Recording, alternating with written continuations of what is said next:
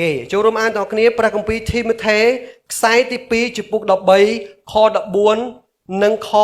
17ព្រះបន្ទូលព្រះបានមានបន្ទូលថាតែឯអ្នកចូលឲ្យអ្នកនៅជាប់ក្នុងសេចក្តីដែលអ្នកបានរៀនហើយជឿប្រកបវិញ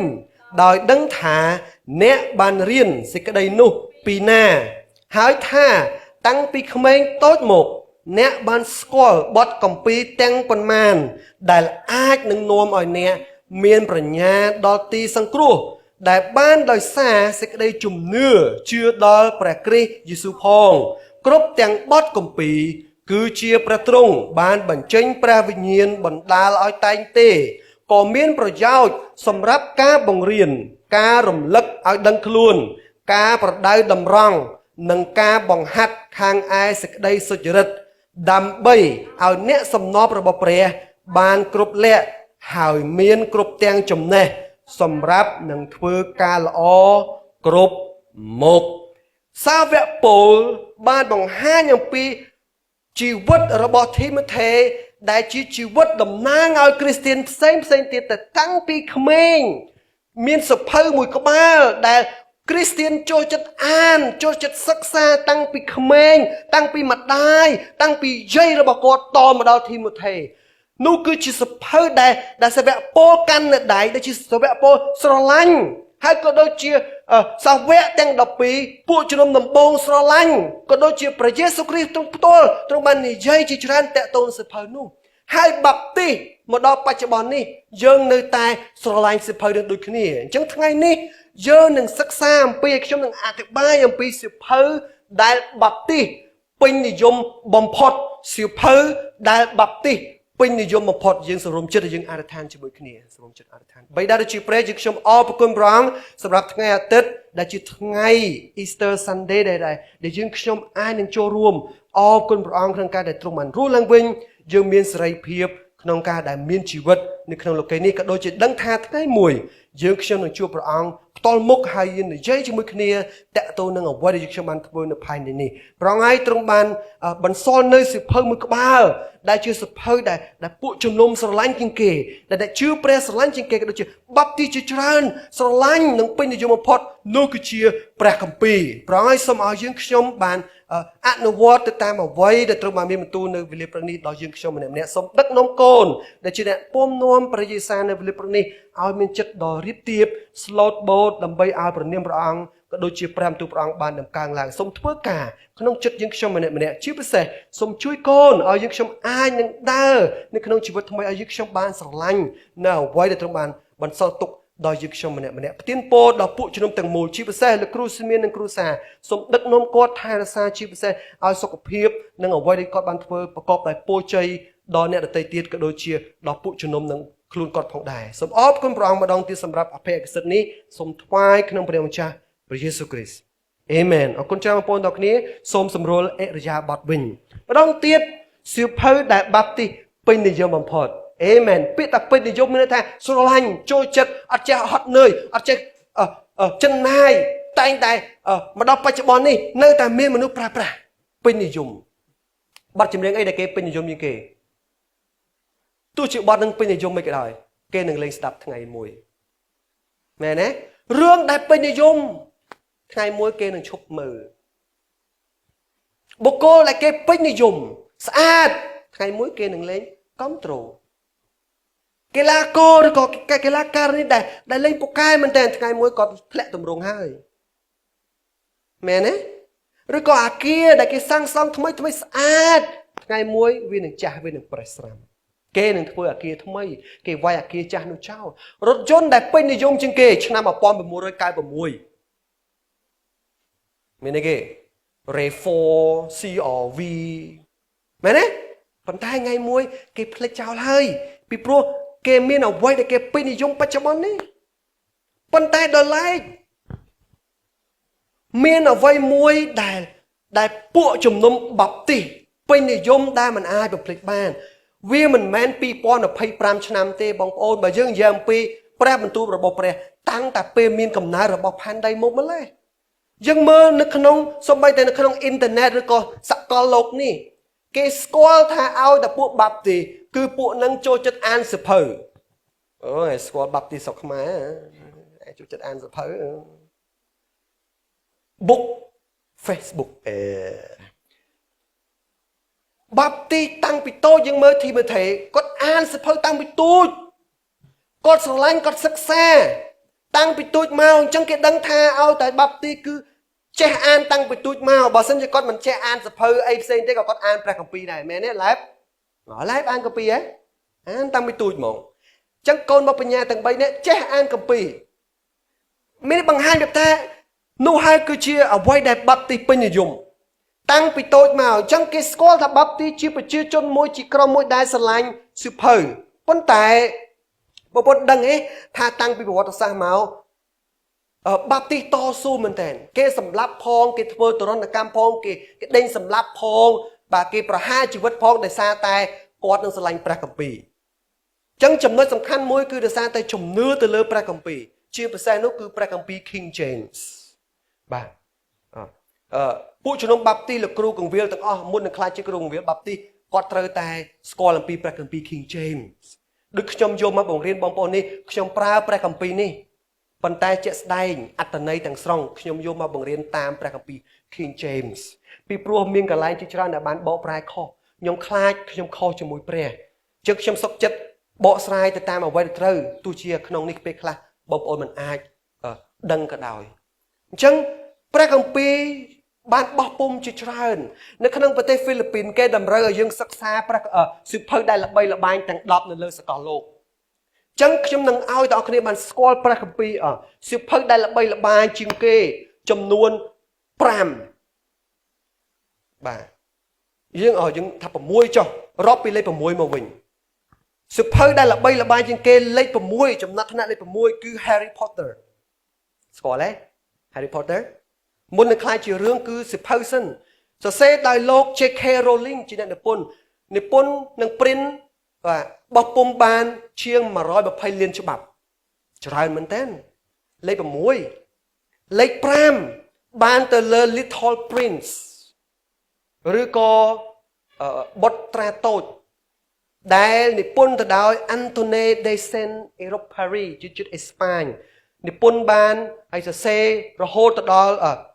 បោះពុម្ពរហូតដល់140លានច្បាប់លេខ4 The Lord of Rings បងប្អូនធ្លាប់អានរឿងធ្លាប់មើលរឿងហ្នឹងហើយ The Lord of Rings ចិញ្ចៀនដែលពាក់ទៅបាត់ខ្លួនបាទដែលយើងមានជារឿង Hollywood ដែលអាចមើលបានហ្នឹងនិពន្ធទៅដោយលោក J.R.R. Tolkien បោះពុម្ពបាន150លានច្បាប់ច្រើនមែនតើចំណាត់ថ្នាក់លេខ4លេខ3 The Tale of Two Cities និពន្ធដោយ Charles Dickens បោះពុម្ពបាន200លានច្បាប់200លានណាបងប្អូនច្រើនមែនតើលេខ2 Don Quixote សរសេរដោយ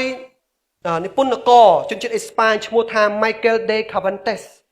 បោះពុម្ពមិនច្រើនជាងគេ500លានច្បាប់នៅហ្វីលីពីនខ្ញុំប្រាប់បងប្អូនគ្នាគេហៅខ្ញុំ Don Quixote Don Quixote គេហៅខ្ញុំ Don Quixote ហេតុអី Don Quixote ហ្នឹងគឺអត់ចូលចិត្តដេកយប់ Don Quixote ហ្នឹងរឿងរបស់គាត់ហ្នឹងគឺគាត់យប់ឡើងគាត់អត់ដេកគឺល្បីល្បាញជាងគេ500លានច្បាប់បងប្អូនលេខ2 500លានច្បាប់លេខ1ជាព្រះគម្ពីរបោះពុម្ពបាន5000លានច្បាប់គ្មានសភៅណាអាចបោះពុម្ពច្រើនជាងឬគ្រាន់តែប្រហែលគៀកលេខ2 500លានលេខ1 5000លាននោះគឺជាព្រះគម្ពីរបងប្អូនព្រះគម្ពីរគឺជាសភៅដែលត្រូវគេបានបៀតបៀនច្រើនជាងគេក្នុងប្រវត្តិសាស្ត្រគេដុតគេបំផ្លាញច្រើនជាងគេបោះចោលទឹកដែលព្យាយាមបំផ្លាញមិនក៏ដោយមកដល់បច្ចុប្បន្ននេះថ្ងៃនេះនៅតែមានព្រះគម្ពីរកាន់ក្នុងដៃ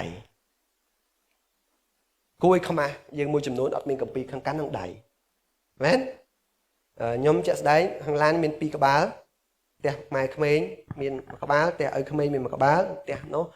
ខាងក្រោមមាន1ក្បាលខាងលើមាន1ក្បាលក្រោមតុមាន1ក្បាលទៀតគ្រប់ទីកន្លែងគឺខ្ញុំមានព្រះគម្ពីរដោយសារតែមានគោលបំណងផ្សេងៗដែលខ្ញុំធ្វើបងប្អូនខ្ញុំមិនដឹងទេប៉ុន្តែសម្រាប់ខ្ញុំគឺចឹងងាកទៅណាឃើញព្រះគម្ពីរដែរដោយសារតែ សម្រាប់សិក្សាសម្រាប់រៀនសូត្របងប្អូននៅដោយសារតែព្រះបន្ទូលព្រះហេតុអីទើបបែបនោះគឺដោយសារតែព្រះបន្ទូលព្រះមានប្រជញ្ញរស់ហើយមិនចេះខូចមិនចេះចាញ់អំណាចអរិយសាតាំងឬក៏មិនអាចបាត់បង់ទោះជាបងប្អូនមកផ្លាញបែបណាក៏ដោយទោះជាមានរឿងរ៉ាវអាស្រូវអាក្រក់ជាច្រើនបានកាត់ឡើងពីសតវត្ស1ដល់សតវត្ស1ប៉ុន្តែបច្ចុប្បន្ននេះនៅតែមានព្រះគម្ពីរទៅតាមកន្លែងផ្សេងរីករាលដាល500លានច្បាប់នេះគឺ2024ណាអត់តបូក2025ទេទៅថែមទៀតបាទអញ្ចឹងនោះហើយគឺជាគ្រឹះរបស់យើងការណែនាំរបស់យើងជប់ពន្លឺរបស់យើងសាវកពោប្រាប់ធីម៉ូថេតាំងពីកូនង៉ែទូចមកអ្នកឯងបានកាន់សិភៅនោះអ្នកឯងបានអានបានសិក្សាតាំងពីម៉ែរបស់អ្នកឯងបង្រៀនឯងតាំងពីយាយអ្នកឯងបង្រៀនដល់ម៉ែឯងតរហូតមកដល់បច្ចុប្បន្ននេះអ្វីដែលបងប្អូនបានអានមិនបងប្អូនឃើញសាវកប៉ូលមិនមែននិយាយលេងទេធីម៉ូថេក៏ដូចជាកូនអញ្ចឹងនិយាយច្បាស់ហ្មងចុះធីម៉ូថេនេះនិយាយទៅកាន់ពួកជំនុំដូចគ្នាសប្តាហ៍ថ្ងៃនេះយើងនឹងសិក្សាតកតូននឹងសិភៅដែលពេញនិយមបំផុតនោះហើយគឺជាព្រះគម្ពីរដែលបាប់ទីស្រឡាញ់ជាងអ្វីទាំងអស់ស្រឡាញ់ជាងគេបើគេអត់មានអីទាំងអស់ដល់កសាគិតមើលពេលខ្លះឈ្មោះប្រពន្ធថ្ងៃខែឆ្នាំកំណើតប្រពន្ធខ្លួនឯងអត់ភ្លេចបាត់ហើយណាពេលខ្លះប៉ុន្តែចាំខអំពីយូហាន 3:16 អេមែនមែនយ៉ាងពេលខ្លះយូហាន 3:16 လဲចាំទាំងអស់តែពេលខ្លះភ្លេចឆៃកំណើតយាយខ្លួនឯងមានតែចាំឆ្នាំកំណើតយាយខ្លួនឯងនេះស្រឡាញ់ហ្មងយើងស្រឡាញ់ទៅថ្នាក់ភ្លេចប្រពន្ធដាច់បាយដល់ចំណុចទី1ហេតុអីបានជាព្រះគម្ពីរគឺជាសភៅដែលពេញនិយមបំផុតរបស់បាប់ទីដោយសារព្រះគម្ពីរជាព្រះបន្ទូលដែលបានព្រះរាជនិពន្ធដោយព្រះពាក្យថាព្រះរាជនិពន្ធនោះគឺនិពន្ធហ្នឹងបាទនិពន្ធវាប្រើភាសាព្រះទៀតណាភាសាស្ដេចព្រះរាជនិពន្ធបើសិនជាបងប្អូនមើលព្រះគម្ពីរធីម៉ូថេខ្សែទី2ដែលយើងមកអានមិញខ3:16យើងឃើញអានថាសាវកពោលបានបញ្ជាក់ច្បាស់ថាគ្រប់ទាំងបទគម្ពីរគឺជាព្រះទ្រង់បានបញ្ចេញព្រះវិញ្ញាណបណ្ដាលឲ្យតែងទេអញ្ចឹងយើងដឹងថាព្រះទ្រង់បានបញ្ចេញព្រះវិញ្ញាណរបស់ទ្រង់តែងអស់ទាំងបទគម្ពីរតាំងពីលោកុបាទចំពុក1រហូតដល់វិវរណៈចំពុកទី22ចប់គ្រប់ទាំងបទគម្ពីរគឺព្រះតែងនិពន្ធនិពន្ធឥឡូវនេះស្រួលមែនតើបើសិនជាបងប្អូនចង់សរសេរសភៅបងប្អូនគ្រាន់តែប្រាប់គេទៅគេវាយកុំព្យូទ័រchứសម័យនេះដូចគ្នាដែរពេលដែលព្រះប្រើសាវកអ្នកផ្សេងទៀតសរសេរព្រះគម្ពីរព្រះគ្រាន់តែបញ្ចេញព្រះវិញ្ញាណគេគ្រាន់តែជាអ្នកសរសេរចឹងព្រះទ្រង់បានបញ្ចេញព្រះវិញ្ញាណឲ្យទ្រង់ធ្វើឲ្យវាសុទ្ធស្អាតចឹងមានន័យថានៅក្នុងគ្រប់ទាំងបទគម្ពីរដើម្បីឲ្យយើងដឹងថាវាពេញនិយមពីព្រោះបរិសុទ្ធមិនបានលីលំជាមួយនឹងពាក្យពេចន៍របស់មនុស្សឬក៏គំនិតណាមួយបើសិនជាយើងមើលទំនុកអង្កើងយើងអាចមើលជាមួយគ្នាផ្លែទំនុកអង្កើងសូមមើលទំនុកអង្កើងបាទចំពុកទី12ទៅជាមួយគ្នាទំនុកអង្កើងចំពុកទី12បងប្អូនអាចឃើញនៅក្នុងខ6បាទទំនុកអង្កើងចំពុកទី12ខ6ព្រះបន្ទូលព្រះបានប្រាប់ថាឯព្រះបន្ទូលនៃព្រះយេហូវ៉ានោះសុទ្ធស្អាតទាំងអស់សុទ្ធស្អាតទាំងអស់ដូចប្រាក់ដែលគេសាកក្នុងបាវធ្វើពីដីហើយបានសម្រងអស់7ដងផងហេតុអីតែគេធ្វើអញ្ចឹងដាក់មាសដាក់ប្រាក់ដល់7ដងដើម្បីឲ្យដឹងជាក់ថាវាសុទ្ធការប្រៀបធៀបនេះបង្ហាញថាព្រះបន្ទូលព្រះគឺបែបនោះឯងគឺសុទ្ធស្អាតបញ្ហារបស់យើងមិនមែនព្រះបន្ទូលព្រះមិនសុទ្ធស្អាតទេយើងទេដែលមិនសុទ្ធស្អាតយើងទេដែលកាន់ព្រះអំពីព្រះយើងដែរនាំព្រះបន្ទូលព្រះនឹងយើងអត់សុទ្ធស្អាតអ្នកខ្លះស្រឡាញ់ព្រះបន្ទូលពេកអត់ដែលអានសោះយកដាក់លើហឹងស្រឡាញ់ពេកប៉ុន្តែអ្វីទៅដែលជា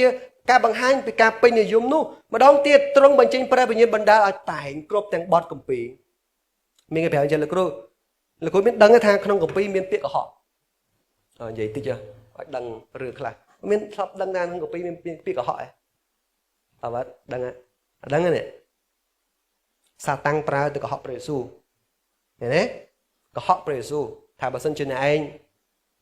លោតមានទេវតារសូលសានចាំត្រូនឯង Ủa có họ à? Cả bật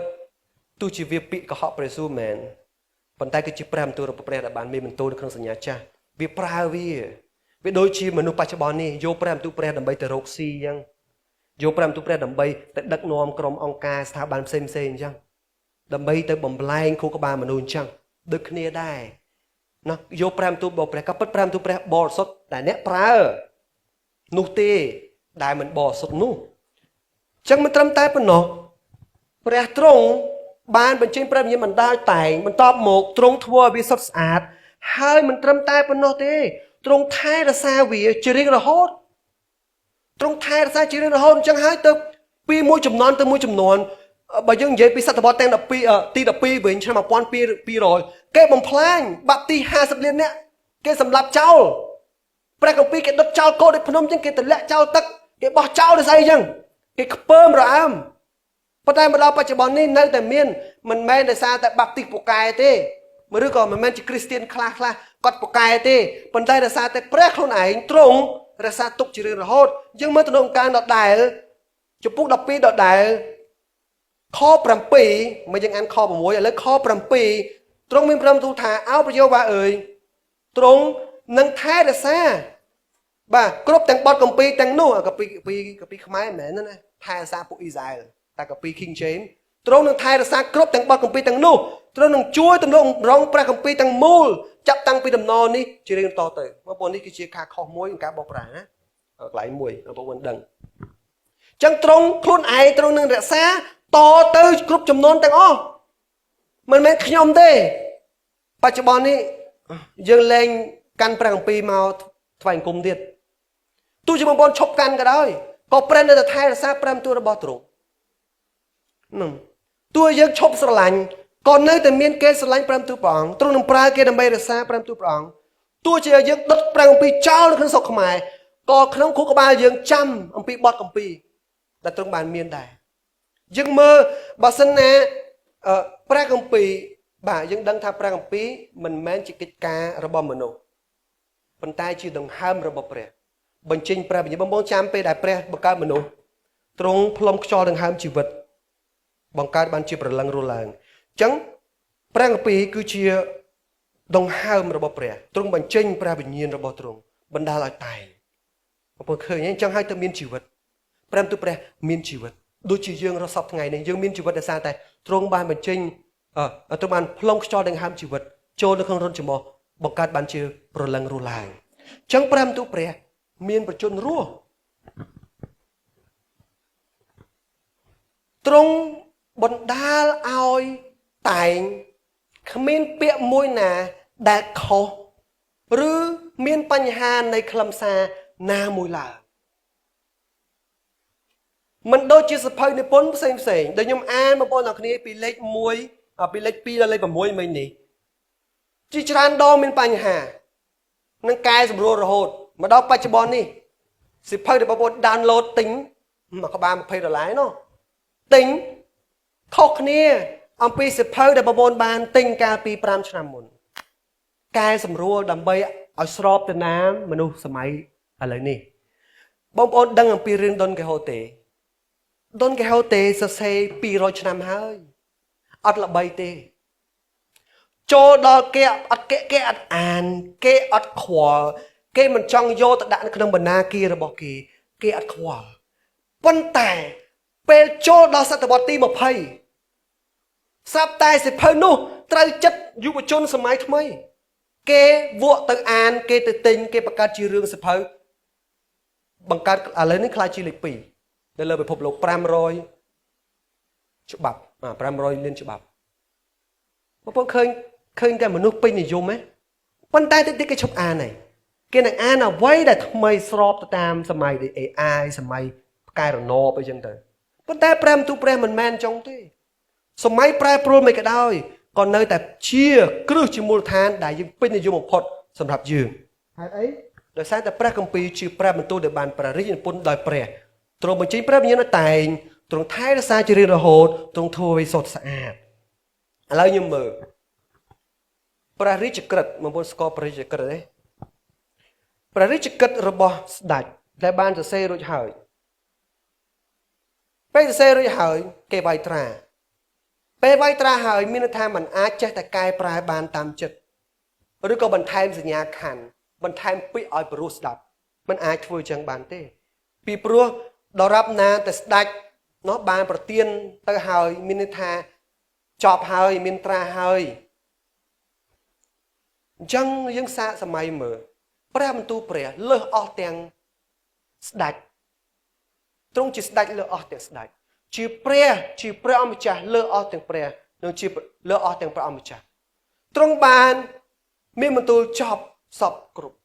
ត្រាដែលបានវាយនៅលើព្រះបន្ទូលរបស់ព្រះព្រះពីសញ្ញាថ្មីដែលបានអានថាម៉េចត្រានឹងបានបើកឡើងបងប្អូនឃើញមានត្រាដែលបានដាក់ដើម្បីតំណាងថាបានចប់សពគ្រប់អញ្ចឹងព្រះបន្ទូលដែលបានសរសេរនេះគឺរួចហើយជារៀងរហូតហើយមិនចេះពុករលួយមិនចេះបាត់បង់មិនចេះខូចខាតមិនចេះផ្លាស់ប្ដូរនោះទេម៉ាថាយ 24:35 ដែលជាប្រាំងពីពេញនិយមថាម៉េចផ្ទៃមេឃផែនដីបានកន្លងបាត់ទៅតែពាក្យរបស់ខ្ញុំមិនដែលបាត់ឡើយទោះជាគ្រប់យ៉ាងបានបំផ្លាញប៉ុន្តែពាក្យរបស់ព្រះបន្ទូលនេះនៅតែគង់នៅអេសាយ 48 ថាម៉េចស្មៅក៏គេស្វិតក្រៀមផ្ការយចុះតែព្រះបន្ទូលរបស់ព្រះនៃយើងខ្ញុំសិតស្ថេរជាដរាបបងប្អូននេះហើយគឺជាព្រះបន្ទូលរបស់ព្រះម្ដងទៀតយើងខ្ញុំអត់ស្រឡាញ់ព្រះបន្ទូលព្រះយើងខ្ញុំមានកំហុសដ៏ធំវាដូចជាយើងស្រឡាញ់ប្រពន្ធយើងតែអត់ចូលចិត្តស្ដាប់ពាក្យរបស់គាត់អត់ចូលចិត្តនិយាយជាមួយគាត់អត់ចូលចិត្តស្ដាប់អំពីទុក្ខកង្វល់របស់គាត់ដូចគ្នាហ្មងបើសិនបើព្រះគម្ពីរពិតជាបាននិពន្ធដោយព្រះត្រសាទុកសម្រាប់យើងតើយើងគួរឲ្យតម្លៃព្រះគម្ពីរមិនតើយើងបន្តអើពើនឹងព្រះគម្ពីរមកថ្វាយបង្គំព្រះមិនបាច់កាន់គម្ពីរក៏បានកាន់គម្ពីរក៏បានឬក៏ចាប់ផ្ដើមកាន់ព្រះគម្ពីរស្រឡាញ់ព្រះគម្ពីរចាប់ផ្ដើមអានព្រះគម្ពីរចាប់ផ្ដើមចូលរួមជាគ្រួសារសិក្សាព្រះបន្ទូលព្រះប្រចាំថ្ងៃឬក៏មិនតាំងចិត្តអានបងប្អូនសញ្ជឹងគិតពីព្រះបន្ទូលព្រះកុំក្រតែអានរាល់ថ្ងៃរាល់ពេលបាទយល់ថាគ្រប់ទាំងព្រះគម្ពីរគឺប្រទានមកពីព្រះសម្រាប់យើងខ្ញុំហើយវាដូចជាអាហារប្រចាំថ្ងៃសម្រាប់យើងបងប្អូនខ្ញុំនិយាយពីយោបបងប្អូនដឹងថាយោបមានបណ្ណាល័យឯងយោបមានបណ្ណាល័យបងប្អូនអានព្រះគម្ពីរអំពីយោបបងប្អូនដឹងថាយោបមានបណ្ណាល័យគាត់មានបណ្ណាល័យផ្ទះគាត់លោកគ្រូក៏មានបណ្ណាល័យរបស់គាត់ខ្ញុំមានបណ្ណាល័យគ្រប់គ្នាយើងមានបណ្ណាល័យយោបមានបណ្ណាល័យនៅជំនាន់មុនហើយបណ្ណាល័យរបស់គាត់សិតតែព្រះគម្ពីរពីមុនឥឡូវនេះព្រះគម្ពីរមួយក្បាលគឺសរុបទាំងអស់66កាន់នៅក្នុងនឹងដាក់មួយក្បាលមកមាន66កាន់ជំនាន់មុនអត់ទេសរសេរលើថ្មផងលើស្បែកសត្វផងអញ្ចឹងគាត់ប្រមូលមកដាក់បណ្ណាល័យគាត់គឺសិតដុំថ្មសិតតែស្បែកសត្វអញ្ចឹងទៅពេលអានយកមកអានអញ្ចឹងទៅមកសិក្សាអញ្ចឹងទៅបងប្អូនបានដឹងឥឡូវយើងមើលយោប23មើល23យើងមើលយោបទៅមើលលើបណ្ណាល័យរបស់យោបចំពុកទី23បាទយោប23ខ12យោបបាននិយាយថាខ្ញុំមិនដែលកិច្ចថយចេញពីបង្គាប់នៃព្រះរឹមត្រង់ទេព្រះរឹមណាខ្ញុំបានខំប្រមូលទុកព្រះបន្ទូលនៃព្រះអស់ទ្រង់ជាងអាហារដែលខ្ញុំត្រូវការផងគាត់ប្រមូលទុកទាំងអស់ចំណែកណាថ្មផ្ទាំងមិនក៏ដោយគាត់ទុកមកដើម្បីគាត់អាចនោះហើយមិនជាបណ្ណាល័យយើងប្រមូលទុកសៀវភៅសម្រាប់អានម្ដុំទ្រង់ទុកមួយថ្ងៃគាត់ថាយើងគិតថាព្រះគម្ពីរជាអាហារដល់ព្រលឹងវិញ្ញាណរបស់យើងយោបមិនគិតចឹងទេយោបគិតថាសំខាន់ជាងអាហារទៀតពីព្រោះគាត់ដឹងថាព្រលឹងវិញ្ញាណសារៈសំខាន់ជាងរូបកាយចំណុចទី1ព្រះបន្ទូលរបស់ព្រះបាទឬក៏ព្រះគម្ពីរបានព្រះរាជនិពន្ធដោយព្រះចំណុចទី2ព្រះគម្ពីរជាសិទ្ធិអំណាចចុងក្រោយសម្រាប់ការអនុវត្តបច្ចុប្បន្ននេះអ្វីដែលជាបញ្ហាធំរបស់គ្រីស្ទានគឺការអនុវត្តយើងពូកែអានយើងពូកែស្ដាប់យើងពូកែទន្ទិញខគម្ពីរចងចាំយើងពូកែចែកចាយប្រាប់គេយើងដឹងអំពីរឿងរ៉ាវនៅក្នុងព្រះគម្ពីរបញ្ហាមួយគឺអនុវត្ត ដល់ណាហើយគាត់ថាបញ្ហានេះកើតឡើងមិនមែននៅស្រុកខ្មែរប៉ុន្តែរៀងធ្ងន់នៅស្រុកខ្មែរដែរតែស្អីយើងសរសើរអូជប៉ុនគេល្អណាស់គេចូលផ្ទះគេដោះស្បែកជើងមុខទេមែនទេគេអង្គុយដីគេល្អមែនតើជប៉ុនគេអនាម័យណែខ្ញុំឃើញណាតាមផ្លូវគេលូគេចំត្រីបានទៅថប់លឺចឹងហ៎ជប៉ុនប្រទេសគេស្អាតណាស់គេចិញ្ចឹមកូនគេល្អក្មេងៗគេទៅរៀនគេអត់ជិះកង់ជិះម៉ូតូទេគេដើរទៅក្រុមមកសរសើរគេប៉ុន្តែខ្លួនឯងអត់អនុវត្តតាមអ៊ីស្រាអែលអូអ៊ីស្រាអែលកូនគេរៀនសិក្សាព្រះគម្ពីរហ្មងទៅណាមកណាកាន់គម្ពីរហ្មងទិញព្រះគម្ពីរទៅហ៊ានត្រីឆ្កាចេះខគម្ពីរហ្មងសំបីតែនៅក្នុងរដ្ឋធម្មនុញ្ញក៏ដាក់ខគម្ពីរដែរល្អហ្មងប៉ុន្តែយើងអត់អនុវត្តតាមអាមេរិកអាមេរិកឥឡូវនេះសំបីតែរៀនក៏អធិដ្ឋានសិនចំរៀនអត់មានណាភេទទី2ទី3ណាមកញ៉ៃទេព្រះបន្ទូលព្រះហ្មងឈរលើព្រះបន្ទូលព្រះហ្មងតែយើងអត់អនុវត្តតាមគ្រាន់តែញ៉ាំបាយអធិដ្ឋានហ្នឹងយើងមិនចង់អធិដ្ឋានផងខ្លួនឯងនៅពីគេមក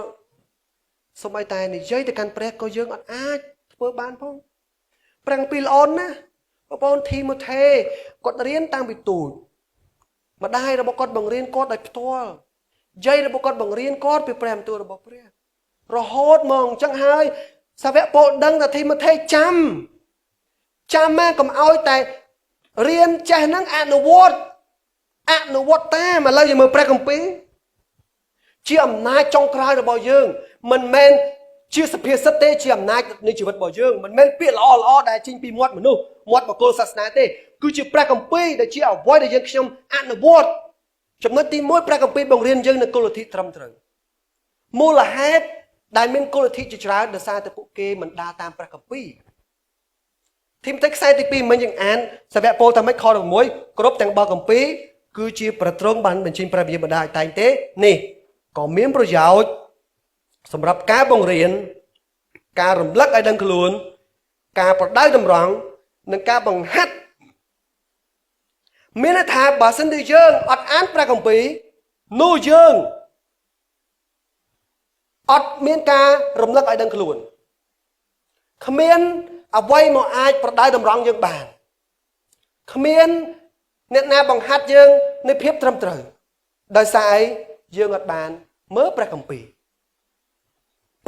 បង្ហាញយើងបង្រៀនយើងនូវគោលលទ្ធិត្រឹមត្រូវបងប្អូនទៅដល់ខេត្តណាតំបន់ណាស្រុកណាប្រទេសណាកន្លែងណាក៏ដោយបើសិនជាបងប្អូនឈរលើព្រះគម្ពីរបងប្អូនមិនដួលទៅតាមគោលលទ្ធិទាំងនោះឡើយហើយកុំឲ្យឆ្ងល់ថាបើសិនជាមានគ្រីស្ទានណាម្នាក់ទៅតាមគោលលទ្ធិនេះទៅតាមគោលលទ្ធិនោះយើងដឹងហើយបញ្ហារបស់គាត់គឺព្រះបន្ទូលព្រះគាត់មិនបានយកព្រះបន្ទូលព្រះជាប្រយោជន៍ដល់ការបង្រៀនរបស់គាត់ក៏មិនអនុវត្តទៅតាមព្រះគម្ពីរបង្រៀនយើងនូវគោលលទ្ធិដ៏ត្រឹមត្រូវព្រះគម្ពីរណែនាំជីវិតយើងប្រចាំថ្ងៃយើងមើលកិច្ចការវិញកិច្ចការលូកាបាននិយាយនៅក្នុងព្រះគម្ពីរលូកាចំពុកទី17បងប្អូនឃើញចំពុកទី17ខ1បាទកិច្ចការចំពុកទី17ខ1លូកាបាននិយាយថារីឯពួកអ្នកស្រុកនោះ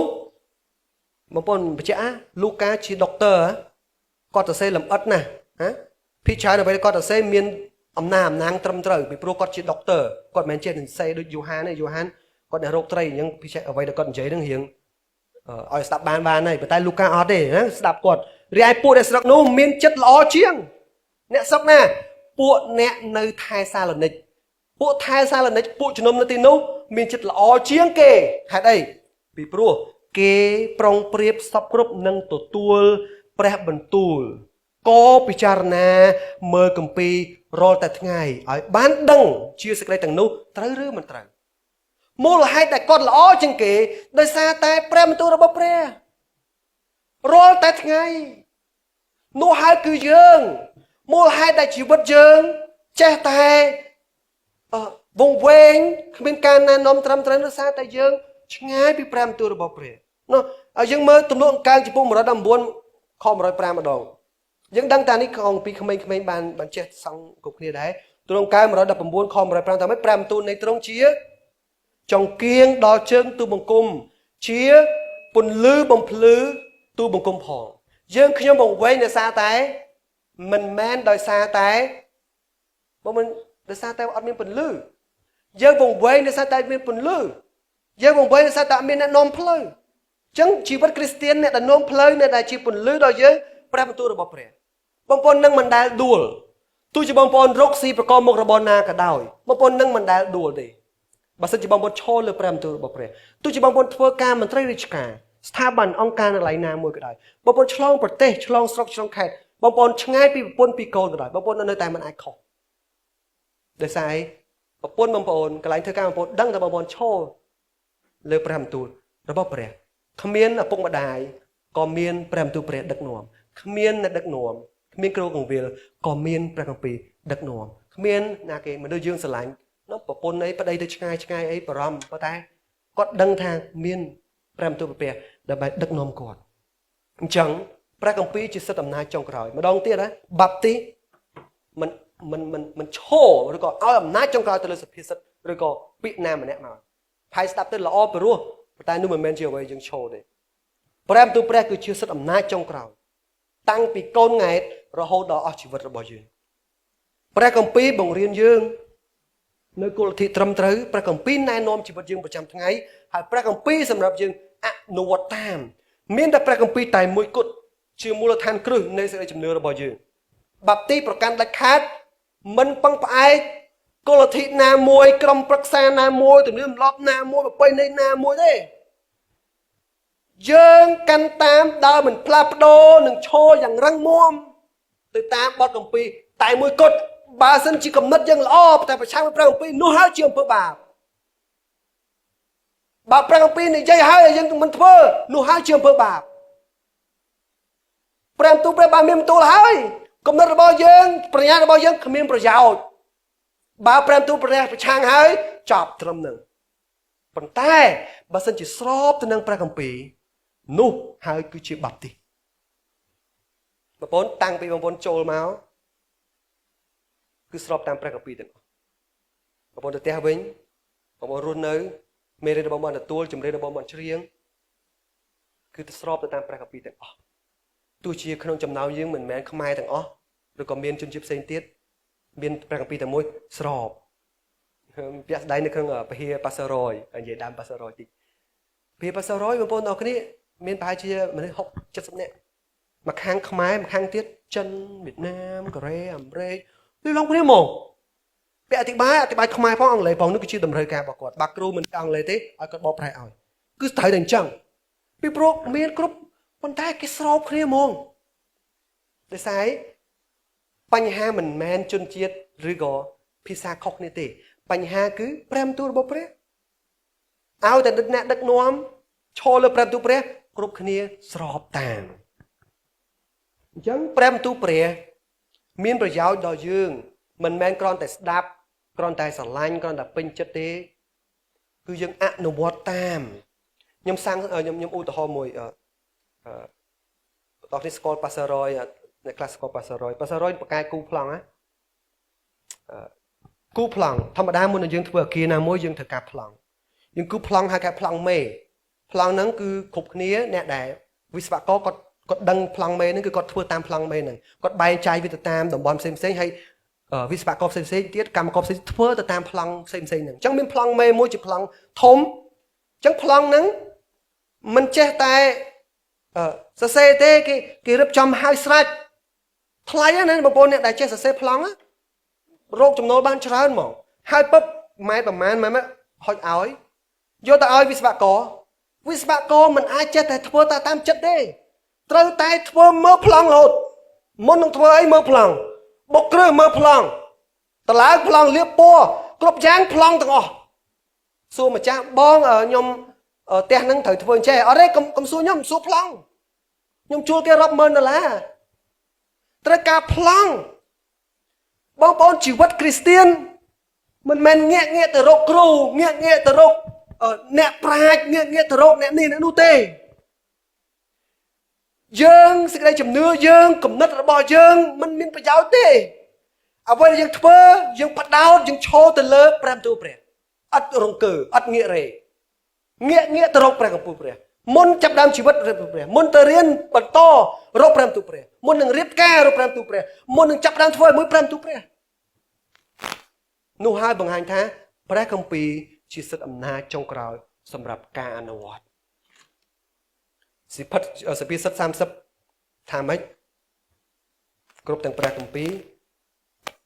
គ្រប់ទាំងព្រះបន្ទូលនៃព្រះសុទ្ធតែបរិសុទ្ធទ្រង់ជាខែលដល់អស់អ្នកដែលពឹងជ្រកក្នុងទ្រង់ខ6កុំឲ្យបន្ថែមបញ្ចូលក្នុងព្រះបន្ទូលទ្រង់ឡើយក្រែងទ្រង់បន្ទោសដល់ឯងហើយឃើញថាឯងជាមនុស្សភូតភរយូហាន17សូមញែកគេចេញជាបរិសុទ្ធដោយសារអីសេចក្តីពិតរបស់ទ្រង់អ្វីទៅជាសេចក្តីពិតរបស់ទ្រង់គឺជាព្រះបន្ទូលរបស់ទ្រង់ច្បាស់ចឹងពេលយើងប្រឈមមុខនឹងការសម្រេចចិត្តដ៏លំបាកណាមួយបងគ្រូសមាននិយាយដើមយកគ្រូសមានឲ្យតែសំណុំពរអាឋានរបស់គាត់ការសម្រេចចិត្តផ្សេងមែនទេគ្រូសមានគាត់ចូលចិត្តបែបហ្នឹងអាឋានការសម្រេចចិត្តផ្សេងហេតុអីពីព្រោះដឹងថាការសម្រេចចិត្តហ្នឹងតែខុសពីព្រះបន្ទូលព្រះប្រាជ័យមិនមែនតែខ្លួនឯងទេទាំងគ្រួសារទាំងសមាជិកការសម្រេចចិត្តផ្សេងអញ្ចឹងបងប្អូនឈមមុខនឹងការសម្រេចចិត្តផ្សេងក្នុងជីវិតតើយើងគួរតែបែរទៅរកព្រះគម្ពីរមុនគេសម្រាប់ការណែនាំឬក៏បន្តពឹងផ្អែកលើកំណត់ផ្ទាល់ខ្លួនវប្បធម៌ទំនៀមទម្លាប់ខ្លួនឯងហ្នឹងសូមធ្វើឲ្យព្រះគម្ពីរខ្លាចជាសិទ្ធិអំណាចចុងក្រោយរបស់យើងមុនទៅជួបលោកគ្រូលោកគ្រូសួរអាឋាននៅអង្គពីរនៅសួរអញ្ចឹងមកមុនយើងទៅរកគ្រូមិនរកអ្នកណែនាំយើងត្រូវតែអញ្ចឹងសិនចុះបានការថ្មីយើងអាឋាននៅយើងសួរព្រះនៅយើងអានព្រះគម្ពីរនៅអញ្ចឹងមានតែព្រះគម្ពីរទេគឺជាការណែនាំរបស់គ្រីស្ទៀនជាការកែប្រែជីវិតនៅអ្វីដែលខុសពឹងផ្អែកលើយោបល់ខ្លួនគឺមិនត្រឹមត្រូវសុភាសិតចំពុក3ខ5ខ6ថាម៉េចចូលពឹងដល់ពយាវៈឲ្យអស់អំពីចិត្តកុំឲ្យពឹងផ្អែកលើយោបល់ខ្លួនឡើយត្រូវឲ្យទទួលស្គាល់ទ្រង់នៅគ្រប់ទាំងផ្លូវឯងចុះនោះទ្រង់នឹងតម្រង់អស់ទាំងផ្លូវរបស់ឯងសូម្បីតែមានលុយច្រើនទេធ្វើម៉េចអញ្ចឹងទេណាមានលុយច្រើនធ្វើម៉េចបងប្អូនសាក់គិតមើលពេលខ្លះត្រូវតែរកព្រះសួរព្រះចំណុចចុងក្រោយព្រះគម្ពីរមានលក្ខណៈគ្រប់គ្រាន់សម្រាប់សេចក្តីសង្គ្រោះនេះគឺជាអ្វីដែលបាប់ទីឈរហើយជាផ្នែកសំខាន់របស់យើងបើយើងមើលព្រះគម្ពីរទាំងមូលក្នុងព្រះគម្ពីរធីម៉ូថេដែលយើងអានមកយើងឃើញថាព្រះគម្ពីរពិតជាអាចនាំយើងទៅរកសេចក្តីសង្គ្រោះយើងអាចមានសេចក្តីសង្គ្រោះមកដល់បច្ចុប្បន្ននេះយើងអាចដឹងដោយសារតែព្រះបន្ទូលមិនមែនដោយសារគេប្រាប់យើងទេដោយសារតែព្រះបន្ទូលគេឮដោយសារតែព្រះបន្ទូលពីព្រោះអ្នកខ្លះប្រាប់ដែរប្រាប់ខុសព្រះគម្ពីរគេដឹងគម្ពីរស្អីធីម៉ូថេខ្សែទី2មិញយើងអានចំពុក3ខ15មិញថាហើយថាតាំងពីក្មេងតូចមកណាគេធីម៉ូថេតាំងពីតូចអ្នកបានស្គាល់បទគម្ពីរទាំងប៉ុន្មានចឹងបទគម្ពីរទាំងប៉ុន្មាននោះដែលអាចនាំអ្នកឲ្យមានប្រាជ្ញាដល់ទីសង្គ្រោះដោយសារសេចក្តីជំនឿជឿដល់ព្រះគ្រីស្ទយេស៊ូវផងអញ្ចឹងព្រះគម្ពីរមានលក្ខណៈគ្រប់គ្រាន់សម្រាប់សេចក្តីសង្គ្រោះព្រះគម្ពីរនាំយើងទៅរកសេចក្តីសង្គ្រោះបានអញ្ចឹងបើសិនជាយើងឈប់និយាយអំពីព្រះគម្ពីរយើងឈប់នាំព្រះគម្ពីរទៅកន្លែងផ្សេងគ្រួសារយើងឈប់និយាយអំពីព្រះគម្ពីរតើអ្នកណាគេបានសង្គ្រោះព្រះគម្ពីរបង្កើតសេចក្តីជំនឿដល់យើងមើលរ៉ូមទៅរ៉ូមទៀតរ៉ូមចំពុក10ខ17ថាម៉េចដូច្នេះសេចក្តីជំនឿកើតឡើងដោយគេដោយការឮហើយឮនោះគឺដោយសារព្រះបន្ទូលនៃព្រះអញ្ចឹងព្រះគម្ពីរបង្កើតសេចក្តីជំនឿដល់យើងកាន់តែអានយើងកាន់តែអនុវត្តយើងសេចក្តីជំនឿយើងកាន់តែខ្លាំងព្រះគម្ពីរកែប្រែជីវិតរបស់យើងគ្មានបុគ្គលណាម្នាក់នៅលើផែនដីនេះដែលជាគ្រីស្ទានហើយរីកចម្រើនដោយសារតែគាត់មិនធ្វើតាមព្រះបន្ទូលព្រះទេហើយបើគាត់ធ្វើតាមព្រះបន្ទូលព្រះមែនគាត់មកវិហារឲ្យគាត់ណាគាត់មកដោយសារគាត់ធ្វើតាមព្រះបន្ទូលព្រះអ្នកខ្លះទៀតចង់មកវិហារណាបងប្អូនខ្ញុំប្រាប់អ្នកខ្លះចង់មកវិហារណាចង់មកពុកជំនុំមកមើលតាមអនឡាញ comment like share រហូតគាត់ចង់មកដោយសារជីវភាព ជីវភាពគាត់អញ្ចឹងបានយើងបង្កើតអនឡាញហ្នឹងដើម្បីឲ្យបងប្អូនដែលតាមគាត់ចង់មកវិហារមែនតើតែគាត់មិនអាចមកបានដោយសារជីវភាពតម្រូវការការងារអ្នកខ្លះទៀតមន្ត្រីរាជការថ្ងៃអាទិត្យហ្នឹងគឺកាន់តែរវល់គឺចង់មកវិហារមែនតើស្រឡាញ់ព្រះហ្មងចង់មកហ្មងតែមិនអាចមកបាននៅប្រទេសចិនចង់ថ្វាយបង្គំដងដើររាប់គីឡូហើយថ្វាយបង្គំនៅក្រោមថ្មក្រោមលាអាងក្តៅអត់មានខ្យល់មានសិនជាទីវៀតណាមត្រូវដាក់បទចម្រៀងញាក់នៅខាងមុខផ្ទះដើម្បីកុំឲ្យប៉ូលីសដឹងថ្វាយបង្គំនៅក្រោយផ្ទះគេចង់ថ្វាយបង្គំព្រះមែនតើនៅសតវត្សទី12បាប់ទីលាក់ខ្លួននៅក្រោមដីថ្វាយបង្គំព្រះលោកបងគិតមើលគេចង់ថ្វាយបង្គំព្រះមែនតើហើយចោះយើងតើព្រះគម្ពីរបាទជាចំណែកនៃការបរិងសេចជំនឿរបស់យើងឯងយើងខ្សោយដោយសារតែយើងមួយព្រះគម្ពីរមិនមែនដោយសារតែលោកគ្រូដោយសារតែមេរៀនឬក៏ទេម្ដងទៀតហើយយើងមានថ្នាក់សន្និសីទរបស់យើងរៀនព្រះបន្ទូលព្រះយើងរីកចម្រើនដោយសារតែព្រះបន្ទូលព្រះមិនមែនខ្ញុំសិក្សាព្រះបន្ទូលព្រះអញ្ចឹងដរាបណាដែលយើងសិក្សាព្រះបន្ទូលព្រះយើងរីកចម្រើនអញ្ចឹងព្រះគម្ពីរមានលក្ខណៈគ្រប់គ្រាន់សម្រាប់សេចក្តីសង្គ្រោះសេចក្តីសង្គ្រោះត្រូវរកឃើញនៅក្នុងព្រះគម្ពីរតែមួយគត់បទគម្ពីរបានលាតត្រដាងអំពីដំណឹងល្អឈ្នួលនៃអំពើបាបនិងការបង្ចង្អុលមនុស្សមានបាបទៅរកព្រះគ្រីស្ទដែលជាព្រះអង្គសង្គ្រោះតែមួយគត់អញ្ចឹងបើយើងអត់មានព្រះគម្ពីរយើងវង្វេងហើយគ្មានសភៅផ្សេងទៀតមានអំណាចបែបនេះបាទព្រះគម្ពីរមានលក្ខណៈគ្រប់គ្រាន់សម្រាប់ការរាប់ជាសុចរិតការញែកយើងជាសុចរិតការប្រែក្លាយយើងទៅជាតួអង្គដូចជាព្រះគ្រីស្ទយើងចង់ក្លាយជាព្រះគ្រីស្ទមានកំណត់ដូចជាព្រះគ្រីស្ទគឺតាមព្រះគម្ពីរមិនបាច់ធ្វើជាគ្រីស្ទានដ៏អស្ចារ្យទេធ្វើជាគ្រីស្ទានមែនតែនក៏បានដែរមិនបាច់ចាំព្រះគម្ពីរមួយក្បាលទេអនុវត្តទៅតាមព្រះគម្ពីរមានអ្នកខ្លះទៀតសួរសំណួរហ្មងសួរខ្ញុំអង្គុយគិតសួររហូត5 6សំណួរសួរខ្ញុំហេសួរលោកគ្រូសួរមែនខ្ញុំចង់ចេះចង់សួរហ្មង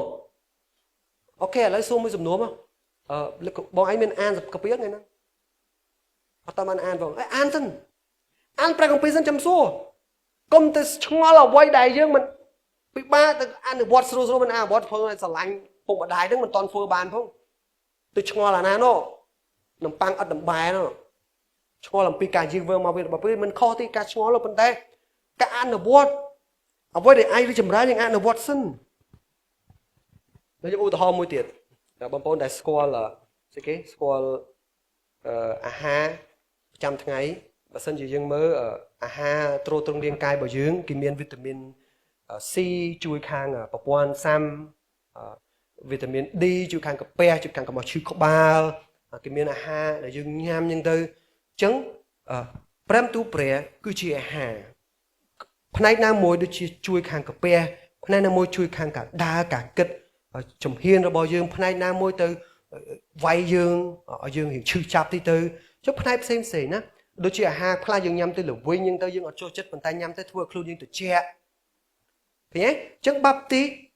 ណាដែលគ្មានព្រះគម្ពីរប្រៀបដូចជាមនុស្សដែលអត់ឃ្លានស្គមស្គាំងហើយក្រីក្រខាងវិញ្ញាណទំនុកកើ119ខ9ថាម៉េចមនុស្សកំឡោះនឹងសម្អាតផ្លូវដែលខ្លួនប្រព្រឹត្តដោយសារអីហេតុអីត្រូវសម្អាត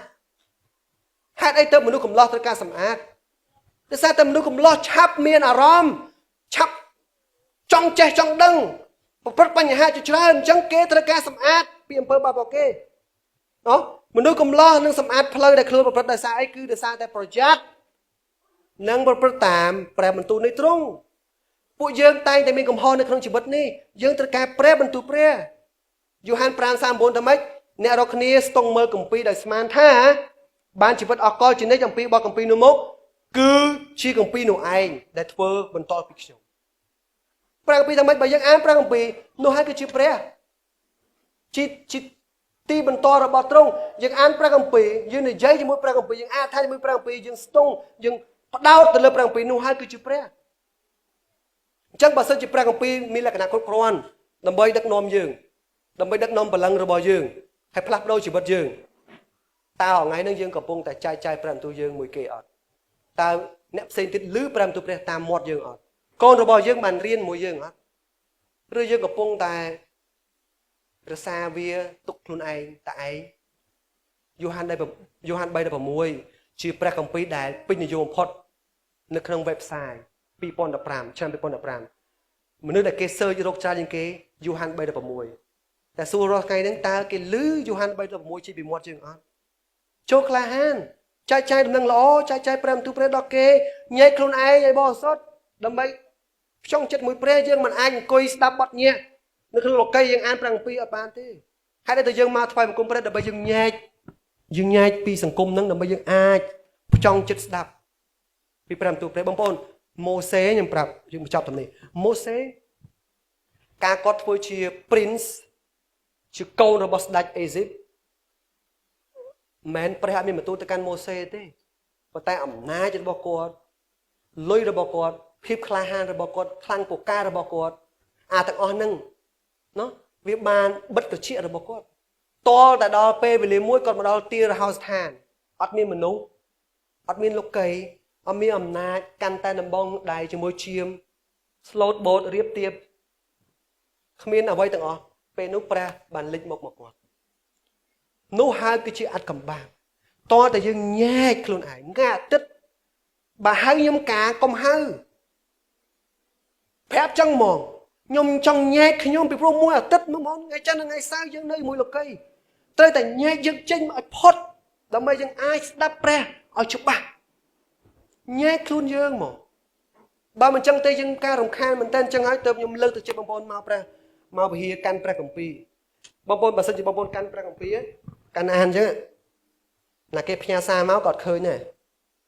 ខ្ចីលុយក៏អត់ឃើញសងលុយក៏អត់ឃើញដែរអស់បាយហើយអស់អង្គហើយក៏អត់ឃើញទេឃើញតែព្រះបន្ទូលរបស់ព្រះតែបើយើងកាន់ទូរស័ព្ទអ្នករកស៊ីដឹងហើយតែកង់ឡានទៀតបើលើកវិហារគ្រូថលវិញទៅងាកដើរទៅក្រៅលោចិត្តដល់ហើយចិត្តដល់ហើយនៅស្វែងគុំទេសោះអត់អាចចឹងបើសិនជាបងប្អូនមានព្រះគម្ពីរមករកពួកយើងឲ្យម្នាក់មួយនៅហ្វីលីពីនគេលក់មួយក្បាល$15នៅវិហារយើង free ចាប់ផ្ដើមកាន់ព្រះគម្ពីរមកព្រះវិហារដាក់ទៅតាមម៉ូតូទៅតាមតុកទៅតាមឡានដាក់ទៅដើម្បីជាការស្រឡាញ់ដល់ព្រះគម្ពីរ King James ជាព្រះគម្ពីរដែលពេញនិយមបំផុតព្រះគម្ពីរគឺជាសៀវភៅដែលពេញនិយមបំផុតរបស់បាប់ទីហើយដោយសារតែព្រះគម្ពីរជាព្រះបន្ទូលដែលនិពន្ធដោយព្រះជាសិទ្ធិអំណាចចុងក្រោយសម្រាប់អ្នកជឿអនុវត្តតាមជាព្រះគម្ពីរតែមួយគត់ដែលមានលក្ខណៈគ្រប់គ្រាន់សម្រាប់នាំយើងទៅរកសេចក្តីសង្គ្រោះបានអញ្ចឹងជាមូលដ្ឋានគ្រឹះរបស់យើងជាការណែនាំរបស់យើងជាអាវុធរបស់យើងក្នុងការដែលប្រឆាំងនឹងលោកីដែលងងឹតនេះបន្តបងប្អូនអានព្រះគម្ពីរខ្ញុំដឹងតែបងប្អូនខ្លះបានអានគម្ពីរស្រឡាញ់ព្រះគម្ពីរបន្តឈររឹងមាំនៅលើអ្វីដែលបងប្អូនជឿបាទកាន់យ៉ាងខ្ជាប់ទៅលើព្រះបន្ទូលរបស់ព្រះយើងបន្តអានទុកចិត្តទ្រង់អនុវត្តទៅតាមអស់ទាំងបទគម្ពីរបងប្អូនព្រះមានបន្ទូលតែមិនគ្មានអ្វីដែលលើសពីសមត្ថភាពយើងទេអ្វីទ្រង់បានមានបន្ទូលមកយើងទ្រង់ដឹងថាយើងអាចធ្វើបានការគោរពតាមព្រះគម្ពីរជាវិធីដែលល្អបំផុតដើម្បីបង្ហាញថាយើងជឿលើព្រះគម្ពីរមែនបើយើងជឿលើព្រះគម្ពីរមែនដើម្បីឲ្យគេដឹងគឺតាមការអនុវត្តតាមព្រះគម្ពីរហេតុអីទើបអត់ផឹកស្រាខ្ញុំធ្វើតាមព្រះគម្ពីរហើយទៅព្រះវិហារខ្ញុំធ្វើតាមព្រះគម្ពីរហេតុអីស្រឡាញ់ដល់គ្រូកងវិលម្លេះគាត់ជាមនុស្សហ្នឹងខ្ញុំធ្វើតាមព្រះគម្ពីរហេតុអីបានជាទៅកន្លែងផ្សេងចំណាយលុយដើម្បីនាំដំណឹងល្អធ្វើតាមព្រះគម្ពីរហេតុសុខចិត្តថ្វាយដង្វាយ1/10ដែលជាលុយញូឈាមខំរោគទៅកាន់ពួកជំនុំធ្វើតាមព្រះគម្ពីររបស់ព្រះហើយថ្ងៃអាទិត្យតែលេងមកខ្ញុំបានសុខចិត្តទៅវិហារធ្វើតាមព្រះបន្ទូលរបស់ព្រះតែមួយគត់សូមងើបឈរឡើងយើងអធិដ្ឋានជាមួយគ្នា